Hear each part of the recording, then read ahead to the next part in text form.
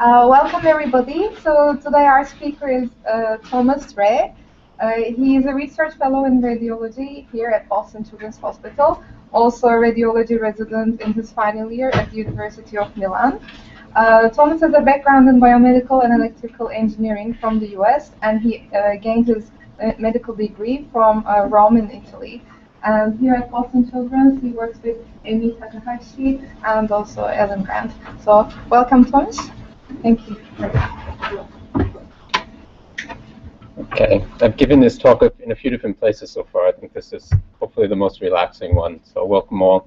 And as Benoit was saying, I'm working with Emi Takahashi, with Ellen Grant, Andrea Reghini, who's at the hospital in Milan, and Michael Paldino, who we have to thank for the clinical help for collecting a lot of the data, from what I understand, and Kiho Im, who's also here at this institution. All right. So I gave this talk at the ASNR, and we had to give a disclaimer, which is that I have no conflicts of interest to disclose all that stuff. All right. So most of you working in neurology probably know already that many neurologic disorders are thought to be attributed to errors in neuronal connectivity which occurred during development.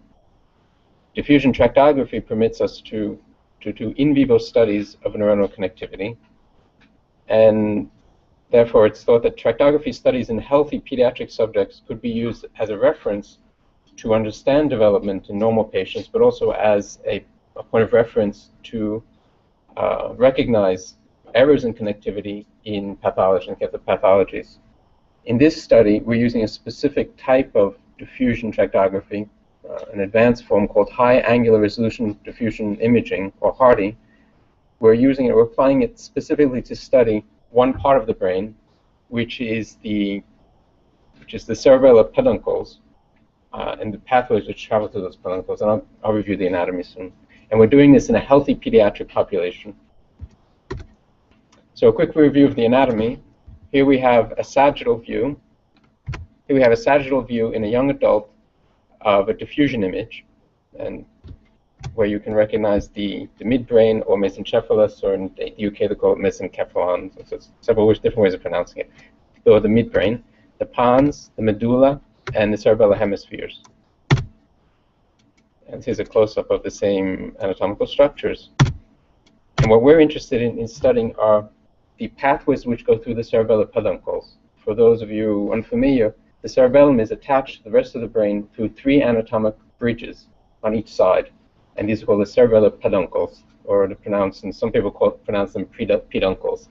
The inferior peduncles has a pathway which we'll call the inferior cerebellar peduncle pathway, or ICP.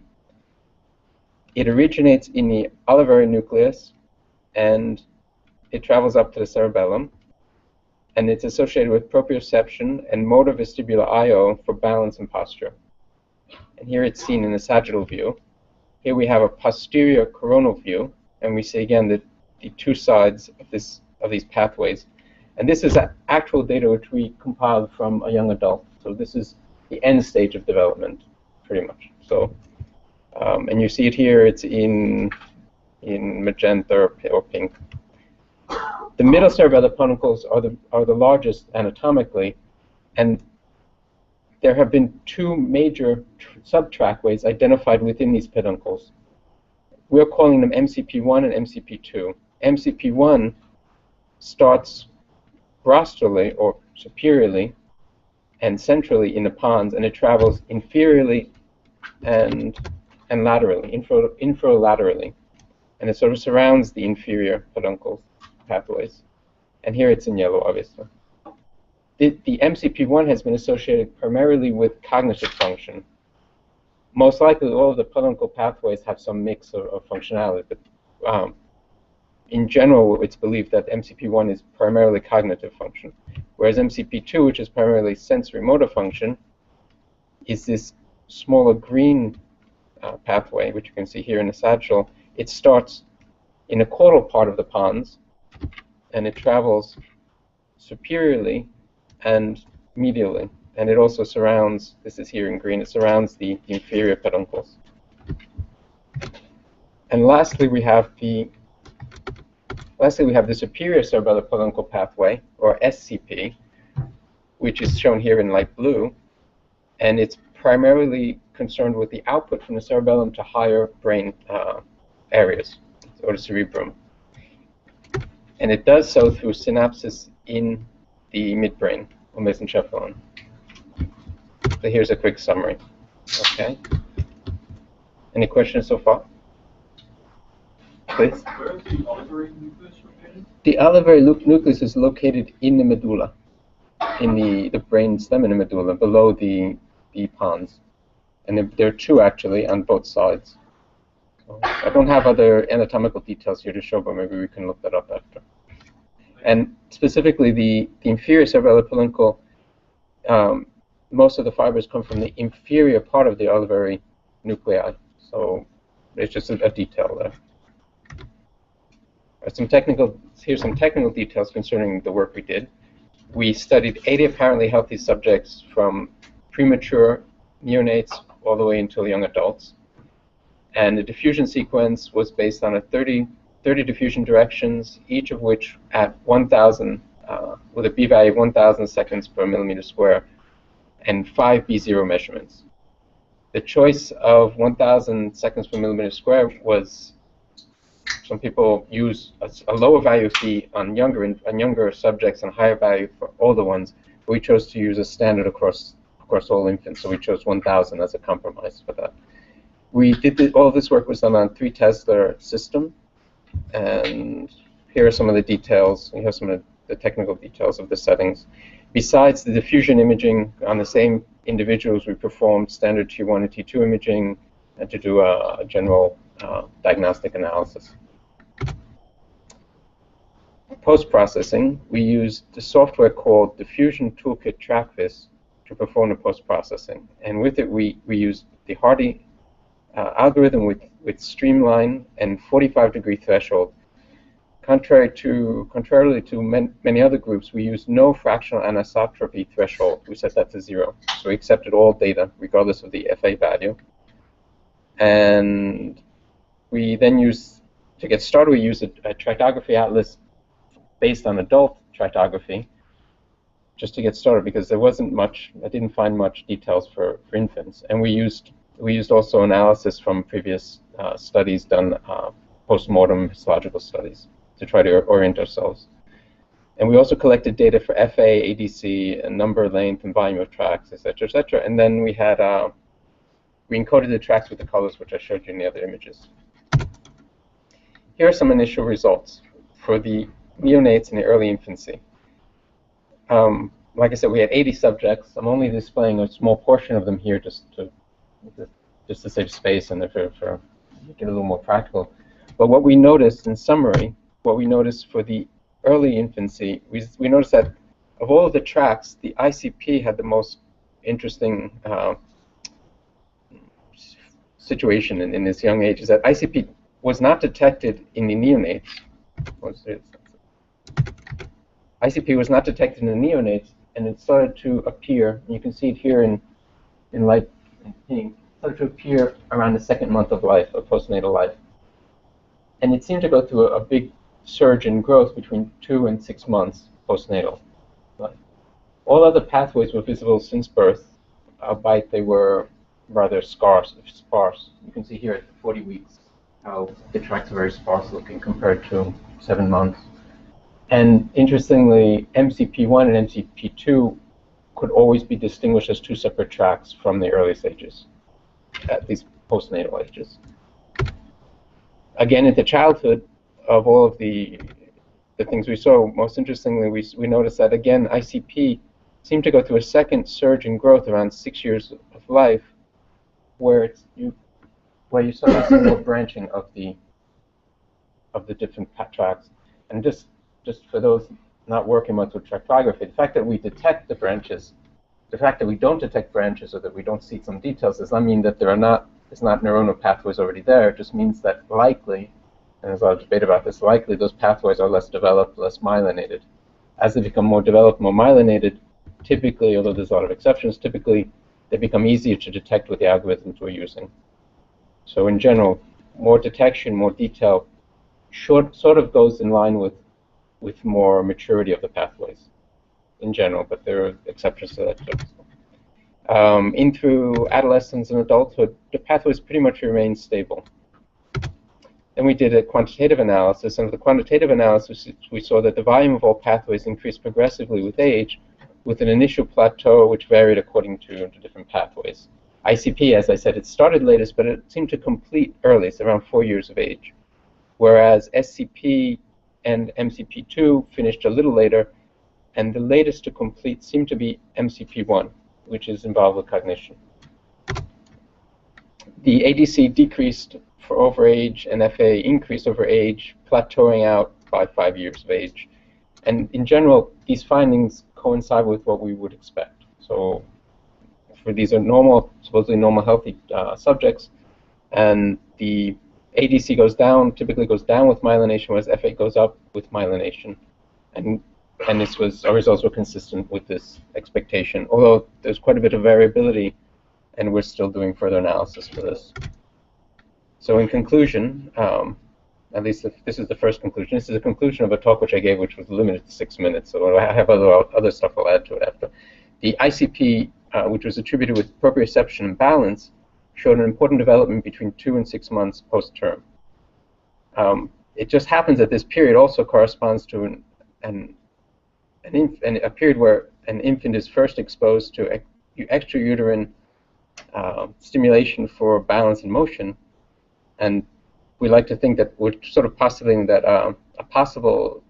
this stimulation is involved with the maturation of these pathways. The second growth surge around 6 years of life may correspond to a solidification of advanced motor skills. And again, while these notions are hypothetical, they justify further studies which consider correlation with developmental milestones. MCP1, which was associated with cognition, developed lastly, which would also correspond with what we would expect. Future directions. Now these results are just preliminary, and they were only on 80 subjects, which had over a large variation in ages. So at any specific age, we only had 1 or 2 subjects. What we would really like to do, ideally, and what we're organizing to do, is to study specific age groups with many patients in each. And right now, data is being collected in our group for neonates, and I've been offered some data for a large number, 100 5-year-old normal subjects from another institution, and we're collecting data from other institutions to try to fill in the gaps on these curves. So here's a bibliography. And now I'll finish with the general talk about the data. I'd give some background on how we actually did this, and it might be interesting to others who want to do similar work and who are using TrackThis. But before I go on, are there any questions about what I discussed so far? Please. One of the older subjects had an FA of just 0.25, which seems very much smaller than typical. Why that might come out that way. For example, I see. 10 and 15. Yeah, that's true. There are, like I said, there's a lot of variability which we found, and hopefully it might have just been an outlier. These subjects also were classified as normal, but obviously they get many subjects in this early age group. It's not easy to get families to volunteer to have their children scanned if they're completely healthy. Many of the subjects came for scans for other reasons, usually if they were the older ones, for headaches usually, and then were judged as normal from the results. We would really need to have many more subjects in each group, which we're sure are normal, before we can conclude. So I'm hoping that's just an outlier, or it might be a technical error. There's also, like all MRI techniques, especially diffusion, it's subject to motion artifacts, and so hopefully that's what it is. But we're going to look into that. Is it the average or the sum? I'm sorry. All of the quantitative data which I'm showing is the average value over. Well, no, I can say that the volume is different. For the ADC and the FA, it's the average value of FA and ADC over all of the streamlines which were identified as being within a specific track. So, for example, go back to the original. So, for example, if we're looking at the superior cerebellar peduncles, the value I have for FA for a specific subject is the mean value of FA found at all voxels which are in these pathways. The volume, obviously, is the total volume. The volume It's the sum of all of the voxels within those pathways, and then it's multiplied by a calibration factor, a factor which corresponds to the volume of that specific of a voxel with that specific scan. So relative to the head size? That too. We also studied. Now these are absolute volumes that I'm looking at, but we also tried to study what we were calling relative volume, relative to the total volume of the cerebellum, which we have from, since we identified the cerebellum in each individual, we were able to calculate the total volume. And we did that, but our results, we sort of a flat line for that, and we're investigating that. Like I said, these are somewhat preliminary results. Of course, there's big growth over the first few years of age. So another future direction which we might be interested in, FA and ADC, as I've heard many times now. I was just at the ISMRM in Milan, and then at the ASNR, Association of American Society of Neuroradiology in Montreal, and FA and ADC may somewhat reflect the maturity of pathways, but it's only somewhat of an index for that. There's a lot of debate as to what really could be involved. There are some other values with other groups I've been using and experimenting with, which could perhaps in the future act as a substitute for FA and ADC, and that's under investigation.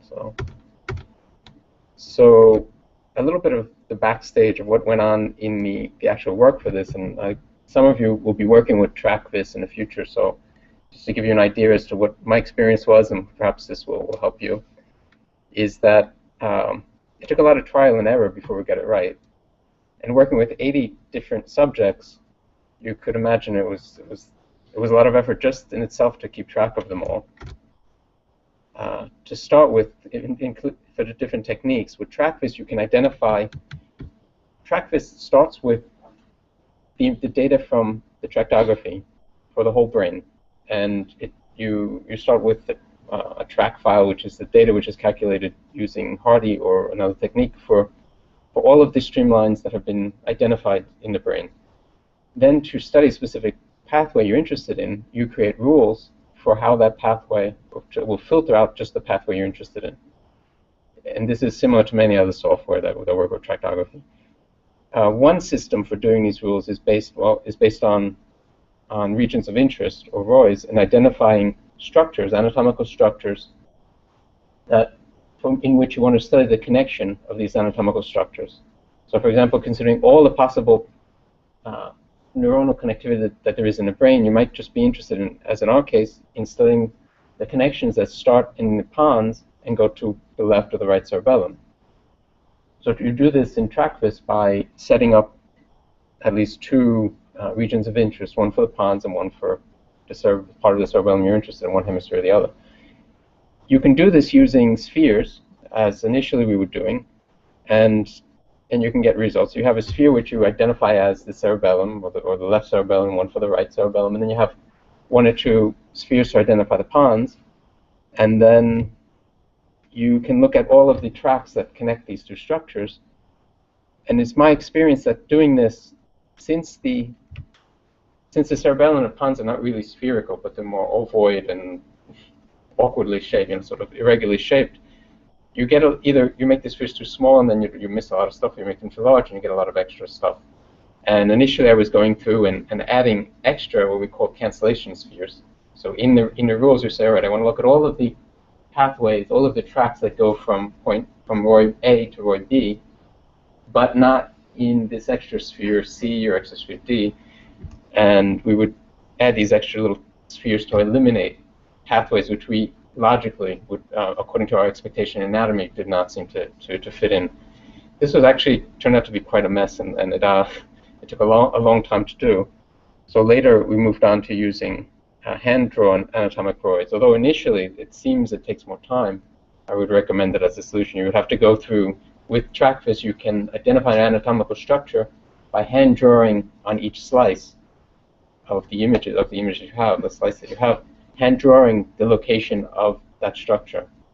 And typically for the cerebellum, for the structures we're interested in, which were the cerebellum, the pons, the medulla, and the midbrain, it would take about an hour or so, maybe more or less. It depends how fast you can work. So but it's a good investment, because then you have that there, and it's more precise. And we're finding that using the anatomical construction, you would have less problems with erroneous streamlines. So another issue that was important was, since we're not just looking at a few patients or subjects, we're looking at 80 or tens of subjects, I decided right away that I wanted to create some sort of uniformity across the subjects. So when we went back to look at them and analyze them, well, both when we were collecting the data, that hopefully the data would be more consistent, but also when we had to go back and make modifications, we would understand what we were doing.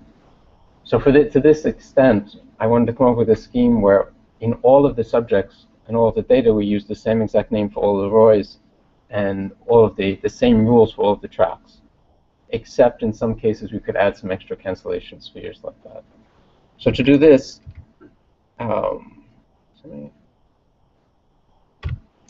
I thought maybe TrackVis already had a technique for arriving at this uniformity, and we tried to use a function in TrackVis called replace track, where you can start and design all of the tracks for one patient, one subject, and then load a new track in it to replace it. This turned out to be a little bit of an awkward solution, because we were getting a lot of errors at the tracks. If you take the track from one subject and try to load it into ROIs from another subject, you can get a lot of errors in terms of the dimensions. And so then I decided to try another solution. So since TrackVis, if it was an open source software, we could consider redoing it. And I'm saying this because I have a background in software, as my colleagues were saying, as Manu was saying. So I thought we could redo it and add some functionality that we needed. But since it wasn't open source, we had to go through the programmer of the software, and he was very busy, and we didn't have time to wait around. So we decided to go with a new technique called high angular computer knowledge, or hack.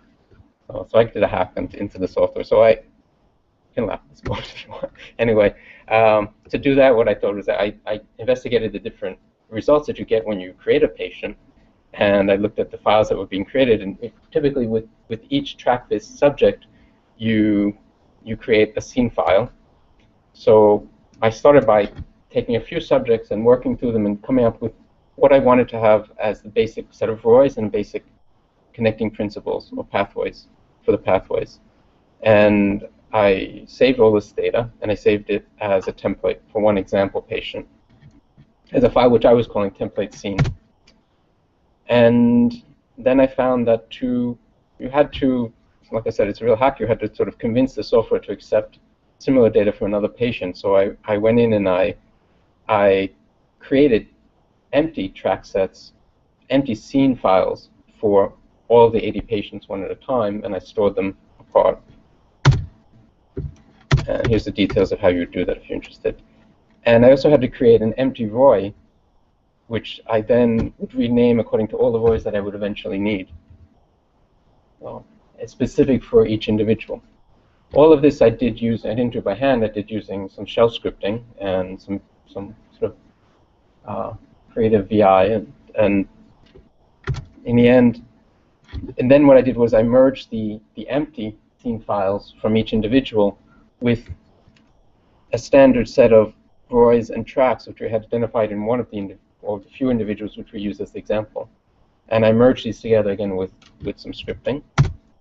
And this acted as a starting point for each individual. So then myself or other colleagues which I had helping me, we would just have to go through the list. You'd open one of these template files for the specific individual in TrackVis, and you would identify the list of structures one at a time. And this helped create an assembly line of results and speed up our.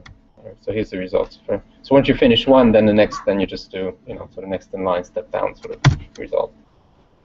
In the future, perhaps we can integrate. I was thinking we can integrate a template functionality into TrackVis, and I'll have to be talking with the the current developers for this. And it would be nice to be able to, let's say you have a new track, you load the track, and you previously created a template for your specific pathways, and you could just load that pathway up and it would adjust it.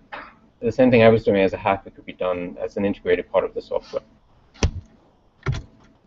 So that's it, and I'd like to thank everyone for coming, and thank my sponsors, and in particular the City of New York, which provided me office space while I was writing this talk. So, okay, so that's it.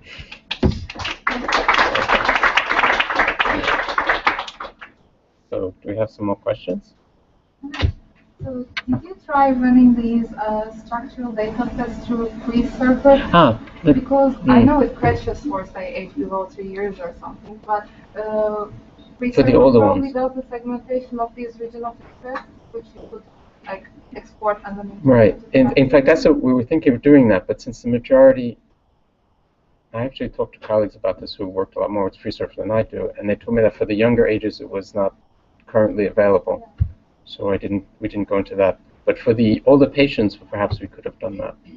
Yeah, we could have saved some fun there too. But like I said, it was only in the end, since we're only looking at a very few very few targeted structures. It was about an hour or so per patient per subject. So you're talking, about a week of work. So once we understood the technique. So, but that I believe in the future it would obviously, if we're going to be looking at hundreds of data sets, it would be better to be using free server or something similar. So other questions?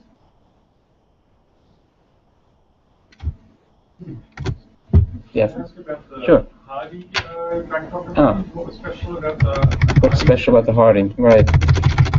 His image, the first image, might be helpful. The difference for HARDI compared to the traditional diffusion toolkit, I'm sorry, not diffusion, DTI, diffusion, what is it, tensor image, diffusion tensor imaging, is that DTI assumes that in each voxel of data, you have only one pathway by traversing that voxel, whereas HARDI allows for multiple pathways going through the same voxel. So, and in usually to achieve this, to really exploit HARDI, you should use a very high amount of diffusion, very high number of diffusion directions. We were limiting ours to 30 for practical reasons, to be able to scan the patients in a reasonable amount of time, although I think in the future that could also be resolved. But for our specific case, for the specific trackways we were looking at, where there wasn't a lot of crossover, we felt that, at least my colleagues felt that that was sufficient to get the results we needed. I've seen other works where you really need HARDI. I saw work at ASNR where a colleague from Philadelphia was doing a study of the acoustic pathway, which takes a very sharp turn along its course, and there's a crossing over there. Without HARDI, he was saying he was using 64 directions. He was saying without HARDI, and they tried with just DTI, you really could not characterize the tracks. So in this case, perhaps HARDI wasn't critical, but it was used because it's become, at least for our group, more or less the standard. Was there the model of the signal for HARDI? So how did you infer the orientation by this? Oh, I see. Do we have a physicist colleague who would like to answer that here? Okay. No. So did you do a cubal? Oh, I see. Deconvolution? Okay. But if you want to see the details, we can discuss that after. So, all right. Yeah, honestly, I wasn't working at that level, but my other colleagues could perhaps address that. Just the cubal. You just take 30 directions with the where you want and allow any to initiate. Okay. Other questions? All right, well, thank you all for coming, and buon appetito. Right. Okay.